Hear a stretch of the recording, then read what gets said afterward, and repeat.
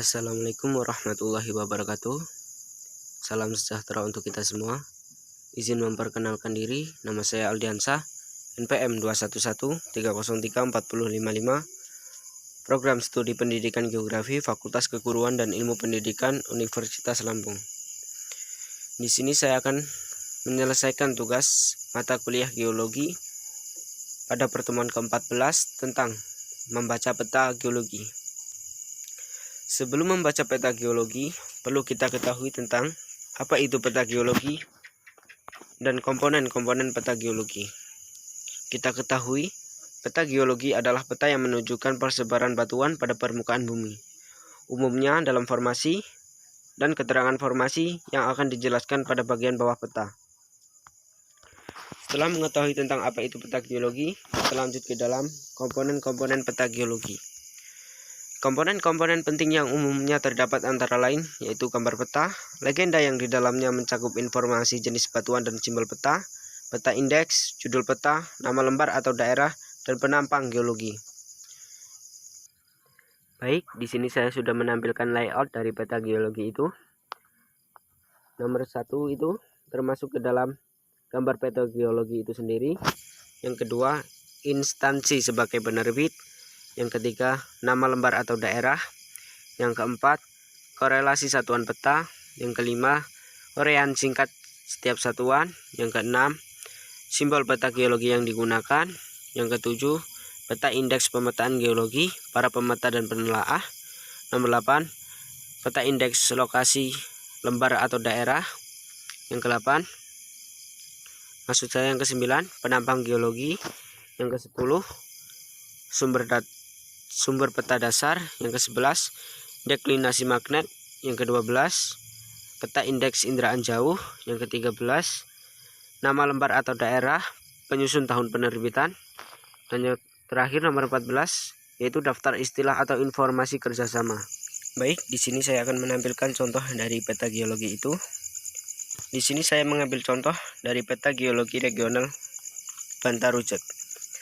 Peta geologi regional Bantarujek ini tergolong ke dalam peta geologi permukaan, yaitu peta yang memberikan berbagai formasi geologi yang langsung. Lokasi di bawah permukaan, skala peta ini bervariasi, yaitu antara 1:50.000 dan hingga lebih besar. Peta ini berfungsi untuk menentukan lokasi bahan bangunan, saluran air, pencarian udara, pembuatan lapangan terbang, maupun pembuatan jalan. Baik.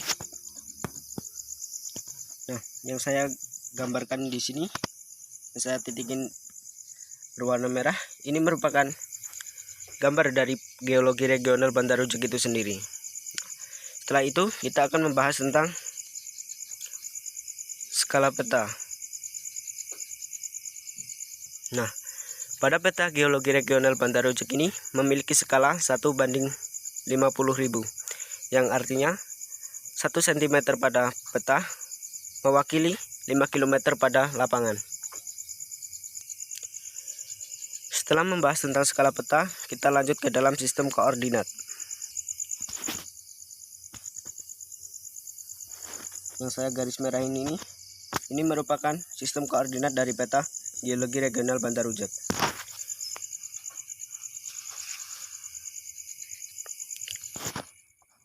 Sistem koordinat yaitu perpotongan dua garis sumbu koordinat seperti garis bujur yang terdiri dari bujur barat dan bujur timur, dan garis lintang yang terdiri dari lintang utara dan lintang selatan.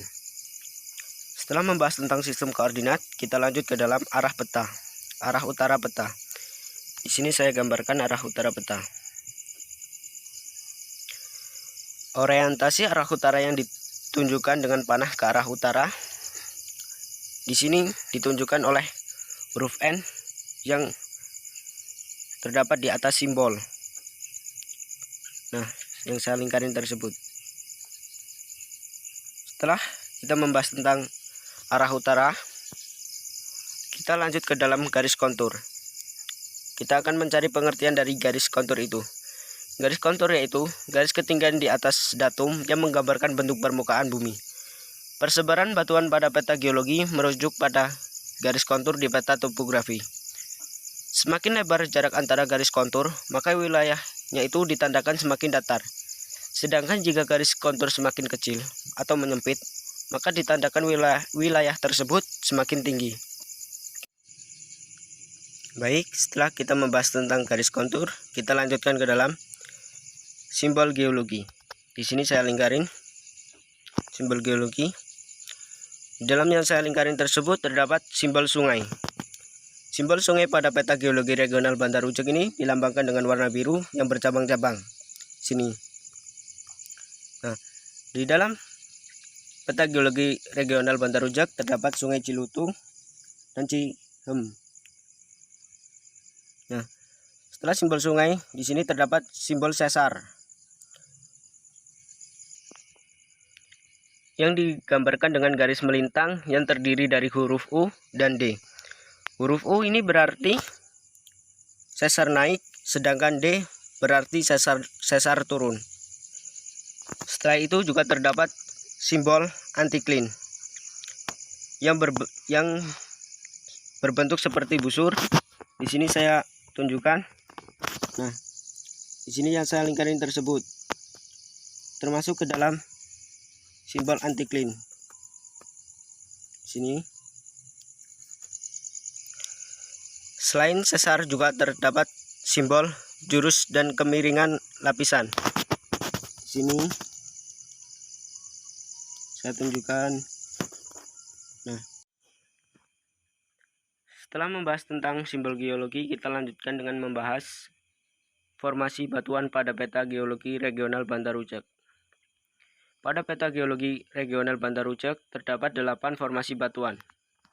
Yang pertama, formasi hasil gunung api tua Breksi. Yang kedua, formasi hasil gunung api tua tak teruraikan.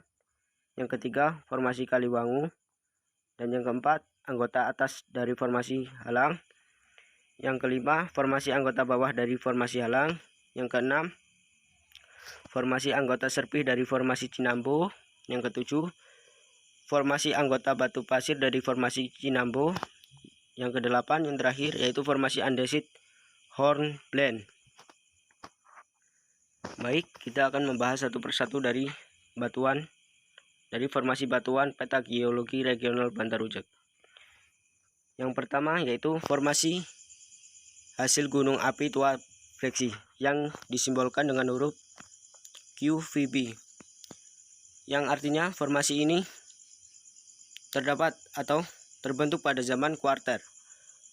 Dalam formasi ini terdapat breksi gunung api, endapan lahar.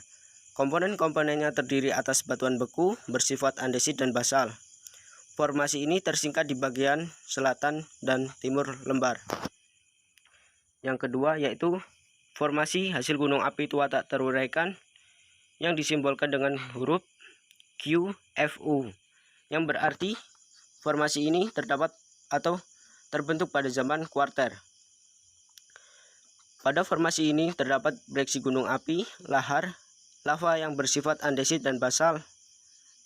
Dan yang ketiga yaitu formasi Kaliwangu yang disimbolkan dengan huruf TPK. Pada formasi ini terdapat batu lempung dengan sisipan batu pasir tufan, konglomerat setempat, dan pada formasi ini ditemukan lapisan-lapisan batu pasir gampingan dan batu gamping. Yang keempat yaitu formasi anggota atas dari formasi Halang yang disimbolkan dengan huruf TMHU. Pada formasi ini terdapat batu pasir tuf, lempung, konglomerat, batu pasir. Batu pasir merupakan bagian yang utama pada formasi ini. Yang kelima ada formasi anggota bawah dari formasi Halang yang dilambangkan atau disimbolkan dengan huruf TMHL, yang berarti formasi ini terbentuk pada zaman tersier.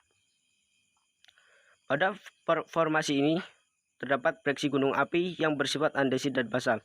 Di samping itu ditemukan juga tuf dan lempung serta konglomerat morfologi berupa cuesta. Yang keenam ada formasi anggota serpih dari formasi Cinambo yang ditunjukkan atau dilambangkan dengan huruf TOMCU. Formasi ini terdapat serpih dengan selingan batu pasir dan batu gamping. Batu pasir gampingan, batu pasir tufan dengan tebal 400 sampai 500 meter. Yang ketujuh, ada formasi anggota batu pasir dari formasi Cinambu. Formasi ini dilambangkan atau disimbolkan dengan huruf TOMCL. Yang kedelapan, ada formasi Andesit Hornblende. Pada formasi ini berbentuk retas lempung, retas dengan tebal atau lebar 20-30 meter. Baik, setelah membahas tentang formasi batuan, di sini saya akan menunjukkan persebaran dari formasi batuan-batuan tersebut. Yang pertama, ada formasi batuan hasil gunung api tua Breksi yang disimbolkan dengan huruf QVB. Di sekitar sini terdapat. Nah, saya lambangkan dengan tinta warna merah. Yang kedua, ada formasi hasil gunung api tua tak teruraikan yang dilambangkan dengan huruf QVU. Nah, di sini terdapat hasil atau formasi hasil gunung api tua tak teruraikan di sekitar sini. Yang ketiga, ada formasi Kaliwangu yang dilambangkan dengan huruf TPK. Persebarannya terdapat di sini. Saya tunjukkan dengan tinta warna kuning. Dan yang keempat, ada formasi anggota atas dari formasi Halang yang ditunjukkan atau disimbolkan dengan huruf TMHU. Persebarannya terdapat di sini di dekat Cilutung. Dan yang kelima, ada formasi anggota bawah dari formasi Halang yang dilambangkan dengan huruf TMHL. Persebarannya terdapat di sini. Saya lambangkan dengan warna kuning di sini.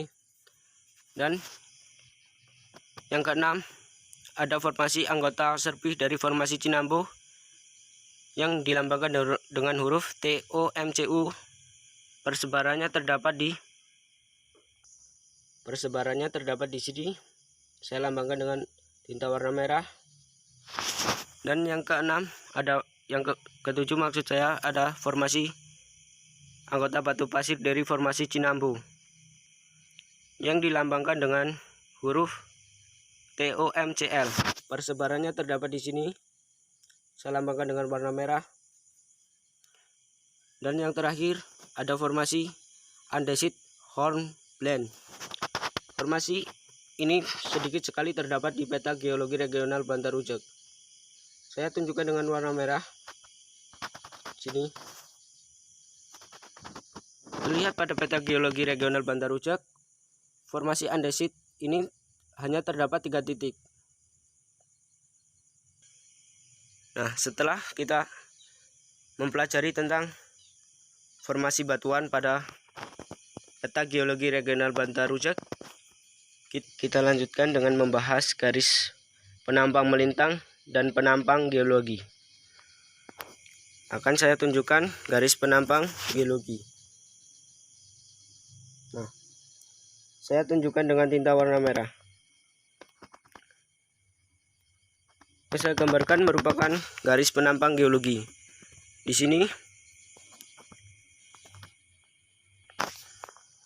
sini D merupakan contoh bagian peta geologi yang dilintasi garis penampang A dan B. Sedangkan C adalah gambaran bawah permukaan geologi penampang A dan B sesuai dengan garis penampang horizontal.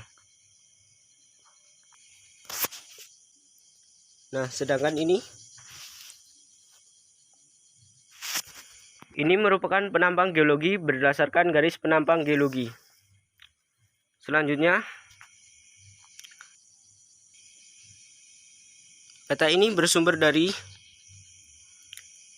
peta geologi lembar air Jawinangun Juri 1995 sistem proyeksi UTM.